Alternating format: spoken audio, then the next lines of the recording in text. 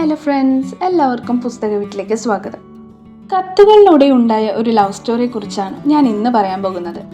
ബ്രിജറ്റൻ എന്ന Netflix series കണ്ടിട്ടുള്ളവർക്ക് എലോയ്സ് ബ്രിജറ്റനെ പ്രത്യേകിച്ച് പരിചയപ്പെടുത്തേണ്ട ആവശ്യമില്ല. അപ്പോൾ എലോയ്സ് ബ്രിജറ്റൻ്റെ ലവ് സ്റ്റോറിയാണ് ജൂലിയ ക്വിന്നിൻ്റെ to sir Phillip with love എന്ന പുസ്തകത്തിൽ പറയുന്നത്.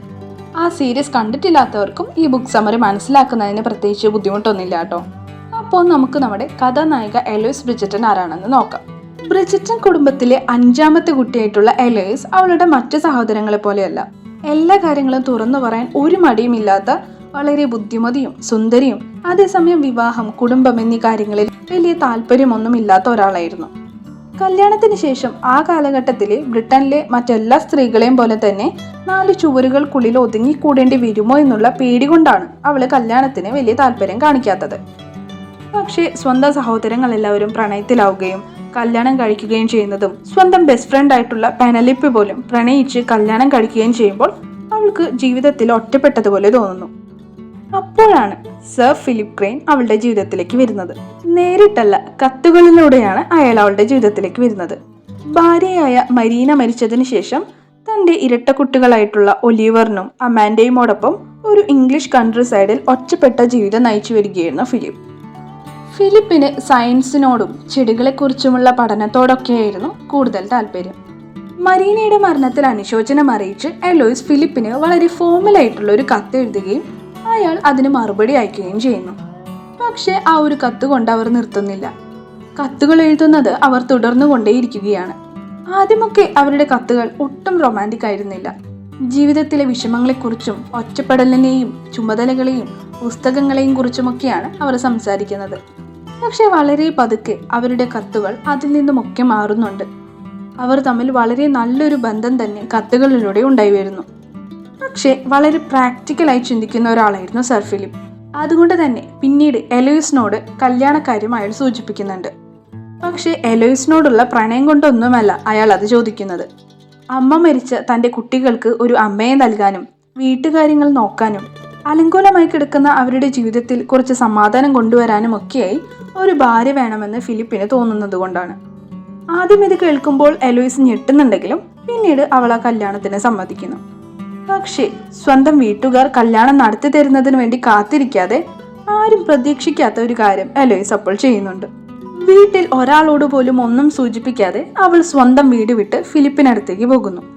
പിന്നീട് അവൾ ഫിലിപ്പിന്റെ റോംനി ഹോളിലെ എസ്റ്റേറ്റിലേക്ക് എത്തുകയാണ്. പക്ഷെ അപ്പോഴാണ് അവൾ കത്തുകളിലൂടെ അറിഞ്ഞ പ്രണയവും റിയാലിറ്റിയും തമ്മിൽ യാതൊരു ബന്ധവുമില്ലെന്ന് എലോയ്സ് തിരിച്ചറിയുന്നത്. ഫിലിപ്പ് യഥാർത്ഥത്തിൽ തൻ്റെ ഇമോഷൻസ് ഒന്നും പുറത്ത് കാണിക്കാത്ത, സൊസൈറ്റിയുമായി ഇടപഴകാൻ ബുദ്ധിമുട്ടുള്ള, വളരെ ഓക്വേർഡ് ആയിട്ടുള്ള ഒരു മനുഷ്യനാണ്. മറ്റുള്ളവരെ പോലെ ഒരു പെൺകുട്ടിയെ സംസാരിച്ച് മയക്കാനുള്ള കഴിവുകളൊന്നും തന്നെ ഫിലിപ്പിനുണ്ടായിരുന്നില്ല. വളരെ ഒറ്റപ്പെട്ടൊരു വീടായിരുന്നു അവരുടേത്. അയാളുടെ മക്കളാകട്ടെ വളരെ കുസൃതിയുള്ളവരുമായിരുന്നു. ഒലിവറും അമാൻഡയും എലോയ്സിന്റെ ജീവിതം കൂടുതലും ബുദ്ധിമുട്ടിലാക്കുകയാണ് ചെയ്യുന്നത്. അതായത് അവളുടെ കട്ടിലിനടിയിൽ തവളയെ ഒളിപ്പിച്ചു വെക്കുക, സാധനങ്ങൾ ഉടയ്ക്കുക, അങ്ങനെ അവർ എലോയ്സിന്റെ ക്ഷമയെ പരീക്ഷിച്ചു കൊണ്ടേയിരുന്നു. എലോയ്സ് സ്വപ്നം കണ്ട ഒരു ജീവിതം ഇങ്ങനെയായിരുന്നില്ല. ഫിലിപ്പും അതിൽ വളരെ നിരാശനാവുന്നുണ്ട്. തന്നോട് പറയുന്ന കാര്യങ്ങളെല്ലാം കണ്ണും പൂട്ടി അനുസരിക്കാതെ ഫിലിപ്പിനെതിരായി പലതവണ എലോയ്സ് ചോദ്യം ചെയ്യുന്നുണ്ട്. സത്യത്തിൽ മരീനയോടൊപ്പമുള്ള ജീവിതമായിരുന്നു ഫിലിപ്പിന്റെ ഈ സ്വഭാവത്തിലുണ്ടായ മാറ്റത്തിന് കാരണം. ഭർത്താവ് മരിച്ച ഒരു സ്ത്രീക്കും കുടുംബത്തിനും സംരക്ഷണം നൽകാൻ വേണ്ടി മാത്രമാണ് ഫിലിപ്പ് അവളെ വിവാഹം ചെയ്തിരുന്നത്. അതുകൊണ്ട് തന്നെ മരീനയ്ക്കും ഫിലിപ്പിനോട് പ്രണയമൊന്നും തന്നെ ഉണ്ടായിരുന്നില്ല. അവൾ എപ്പോഴും അയാളിൽ നിന്ന് അകന്നും വളരെ നിരാശപ്പെട്ടുമൊക്കെയാണ് ജീവിതം കഴിച്ചു കൂട്ടിയത്. ഒട്ടും പ്രണയമില്ലാതിരുന്ന ആ വിവാഹബന്ധത്തിൽ നിന്ന് ഫിലിപ്പ് ഒരു കാര്യം തിരിച്ചറിഞ്ഞിരുന്നു: ജീവിതത്തിൽ ഒരിക്കലും കൂടുതൽ കാര്യങ്ങളൊന്നും തന്നെ പ്രതീക്ഷിക്കരുതെന്ന്. അതുകൊണ്ട് തന്നെ തൻ്റെ ഉള്ളിലെ ഇമോഷൻസ് ഒന്നും തന്നെ ഫിലിപ്പ് പുറത്ത് കാണിച്ചിരുന്നില്ല. തന്നോട് എല്ലാ കാര്യങ്ങളും തുറന്നു പറയുന്ന ഒരാളെയായിരുന്നു എലോയ്സ് പ്രതീക്ഷിച്ചിരുന്നതെങ്കിൽ ഫിലിപ്പ് അതിനെ നേരെ തിരിച്ചായിരുന്നു. എലോയ്സുമായി അധികം ഇമോഷണലി അടുക്കാതെ നിൽക്കാനാണ് അയാൾ ശ്രമിക്കുന്നത്. ഫിലിപ്പ് തന്നെ ശ്രദ്ധിക്കുന്നില്ലെന്ന് എലോയ്സിന് തോന്നുകയും ചെയ്യുന്നുണ്ട്. കല്യാണത്തിന് മുൻപുള്ള ഒറ്റപ്പെടലിനേക്കാൾ കൂടുതലായിരിക്കും കല്യാണം കഴിഞ്ഞാൽ താൻ അനുഭവിക്കാൻ പോകുന്നതെന്ന് എലോയ്സ് തിരിച്ചറിയുന്നുണ്ട്. പിന്നീട് കാണാതായ എലോയ്സിനെ അന്വേഷിച്ച് അവളുടെ സഹോദരന്മാർ ഫിലിപ്പിന്റെ വീട്ടിലേക്ക് വരുന്നുണ്ട്. അവർ ഒരുപാട് നിർബന്ധിക്കുന്നുണ്ടെങ്കിലും ഫിലിപ്പിനോടൊപ്പം തന്നെ നിൽക്കാനാണ് അവൾ തീരുമാനിക്കുന്നത്. ഫിലിപ്പുമായുള്ള ജീവിതം എങ്ങനെയായിരിക്കുമെന്ന് വലിയ ഉറപ്പൊന്നും ഉണ്ടായിരുന്നില്ലെങ്കിലും ഒന്ന് ശ്രമിച്ചു നോക്കാമെന്നാണ് അവൾ ചിന്തിച്ചത്. പിന്നീട് ഫിലിപ്പ് അവളെ കല്യാണത്തിന് വേണ്ടി ഒരിക്കൽ കൂടി പ്രപ്പോസ് ചെയ്യുന്നുണ്ട്. അപ്പോഴും പ്രണയം കൊണ്ടായിരുന്നില്ല, പക്ഷേ അതറിഞ്ഞുകൊണ്ട് തന്നെ എലോയ്സ് ആ കല്യാണത്തിന് സമ്മതിക്കുന്നു. വിവാഹം ഒരു ഡ്യൂട്ടിയായി മാത്രം കാണുന്ന ഫിലിപ്പ് എലോയ്സുമായി ഇമോഷണലി കണക്ഷൻ ഉണ്ടാക്കാനും ശ്രമിക്കുന്നില്ല. അവൾക്ക് താൻ പേടിച്ചിരുന്നത് പോലെ തന്നെ കല്യാണത്തിൽ കുടുങ്ങിപ്പോയി എന്ന തോന്നലുണ്ടാവുന്നുണ്ട്. പക്ഷേ പിന്നീട് വളരെ പതിയെ അവരുടെ ബന്ധത്തിൽ മാറ്റങ്ങൾ ഉണ്ടാവാൻ തുടങ്ങുകയാണ്. എലോയ്സ് മരീനയെ പോലെ അല്ലെന്നും താൻ പഴയ ഫിലിപ്പിൽ നിന്നും ഒരുപാട് മാറിയിട്ടുണ്ടെന്നും ഫിലിപ്പ് തിരിച്ചറിയുന്നുണ്ട്. ഫിലിപ്പ് എലോയ്സിന് പറയാനുള്ളത് കേൾക്കാനും അവളോട് തുറന്ന് സംസാരിക്കാനും അവളുമായി കൂടുതൽ അടുക്കാനും തുടങ്ങുന്നു. മാത്രമല്ല സ്വന്തം കുട്ടികളോടൊപ്പം കൂടുതൽ സമയം ചെലവഴിക്കാനും ചിരിക്കാനും ഒക്കെ തുടങ്ങുകയാണ്. ഫിലിപ്പ് ഒരു മോശം മനുഷ്യനല്ലെന്ന് എലോയ്സും തിരിച്ചറിയുന്നു.